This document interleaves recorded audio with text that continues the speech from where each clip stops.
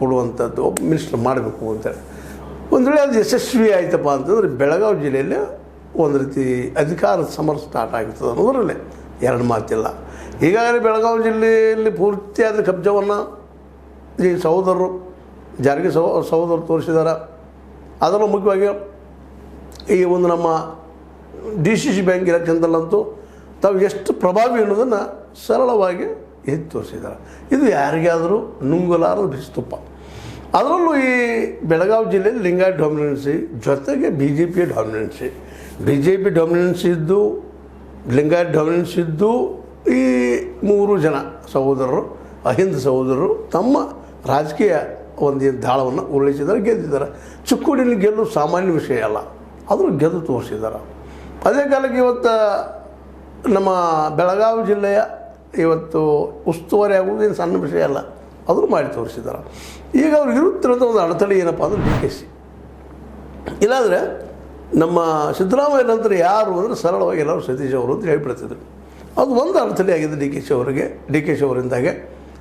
ಅದೇ ಕಾಲಕ್ಕೆ DKC ಅವರಿಗೂ ಸತೀಶ್ ಅವರು ಅಡೆತಡೆನ, ಅದಕ್ಕೆ ಅವ್ರ ಬೆಳವಣಿಗೆಯನ್ನು ಆದಷ್ಟು ಕರ್ಬ್ ಮಾಡಬೇಕು, ಕಂಟ್ರೋಲ್ ತರಬೇಕು ಅನ್ನೋ ಉದ್ದೇಶದಿಂದ ಇವತ್ತು ನಮ್ಮ ಲಕ್ಷ್ಮಣ ಸವದಿ ಅವರಿಗೆ ಒಂದು ಅವಕಾಶ ಕೊಡ್ತಾ ಇದ್ದಾರೆ ಅಂತ ಅನ್ನಿಸ್ತದೆ ಇವೆಲ್ಲ ಅಲ್ಲಿ ವಾತಾವರಣ ನೋಡಿದಾಗ. ಮತ್ತು ಅದಕ್ಕೆ ನಮ್ಮ ಲಕ್ಷ್ಮಣ ಸವದಿಯವರು ಸಮರ್ಥರದಾರ ಅಂತ ಭಾಳಷ್ಟು ಜನರು ಅವರ ಹಿಂಬಾಲಕರ ಅಭಿಪ್ರಾಯ.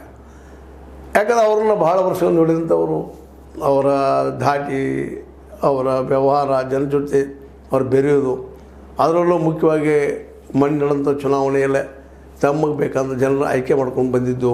ಇಲ್ಲೇ ಲಕ್ಷ್ಮೀ ಹೆಬ್ಬಾಳ್ಕರ್ ಅವರು ಆರಿಸಿ ಬಂದರು, ಅಲ್ಲಿ ಸ್ವತಃ ಖಾಗೆ ಅವರು ಬಂದರು, ಅಲ್ಲಿ ಶ್ರೀಮಂತ್ ಪಾಟೀಲನ್ನು ಸೋಲಿಸಿದರು, ಸ್ವತಃ ತಾವು ಇನ್ನೊಬ್ಬ ವ್ಯಕ್ತಿಯನ್ನು ಇವರ ಅತ್ಯಂತ ಆತ್ಮೀಯರನ್ನು ಅವ್ರನ್ನೂ ಸೋಲಿಸಿದರು. ಹೀಗೆ ತಮ್ಮ ಹಿಡಿತವನ್ನು ಈ ನಮ್ಮ ಲಕ್ಷ್ಮಣ ಸವದಿ ಅವರು ಹೇಳ್ತಾ ಸಾಧಿಸ್ತಾ ಇದ್ದಾರೆ. ಜೊತೆಗೆ ಈ ಒಂದು ಅಥಣಿ ಸುತ್ತಮುತ್ತ ಆಗಿರ್ಬೋದು, ಬೆಳಗಾವಿ ಅನೇಕ ಕ್ಷೇತ್ರಗಳಲ್ಲೇ, ಬಾಗಲಕೋಟೆಯಲ್ಲೂ ಸಹಿತ, ಜಮಖಂಡಿಯಲ್ಲೂ ಸಹಿತ ತಮ್ಮ ವ್ಯಕ್ತಿತ್ವವನ್ನು ಬೆಳೆಸ್ಕೊಂಡಿದ್ದಾರೆ.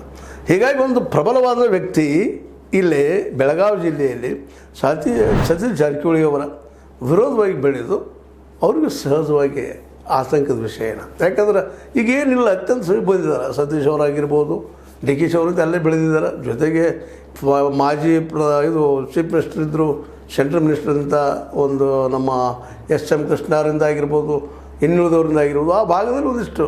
ಅದ್ರ ಜೊತೆಗೆ ದೇವೇಗೌಡರ ಜೊತೆ ಸದಾ ತಿಕ್ಕಾಡೋದ್ರಿಂದಾಗಿ ಒಂದು ನಾಯಕತ್ವ ಸಹಿತ ಬಂದುಬಿಟ್ಟದ ಅವರಿಗೆ, ಆ ಫ್ಯಾಮಿಲಿ ಜೊತೆ ಹೋರಾಟ ಮಾಡಿದ್ರಿಂದಾಗಿ. ಹೀಗಾಗಿ DK ಶಿವಕುಮಾರ್ ಅವರು ಒಬ್ಬರು ಕರ್ನಾಟಕದ ಕಾಂಗ್ರೆಸ್ನಲ್ಲೇ ಒಬ್ಬ ಪ್ರಬಲ ವ್ಯಕ್ತಿ.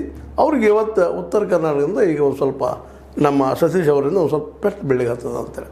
ಅದಕ್ಕೆ ಇವರ ಬೆಳವಣಿಗೆಯನ್ನು, ಇವರ ಒಂದು ಏಳಿಗೆಯನ್ನು ಏನಾದರೂ ಮಾಡಿ ತಡಿಬೇಕು. ಯಾಕಂದರೆ ಮುಖ್ಯಮಂತ್ರಿ ಸ್ಥಾನಕ್ಕೆ ಇವರು ಕಾಂಪಿಟೇಟರ್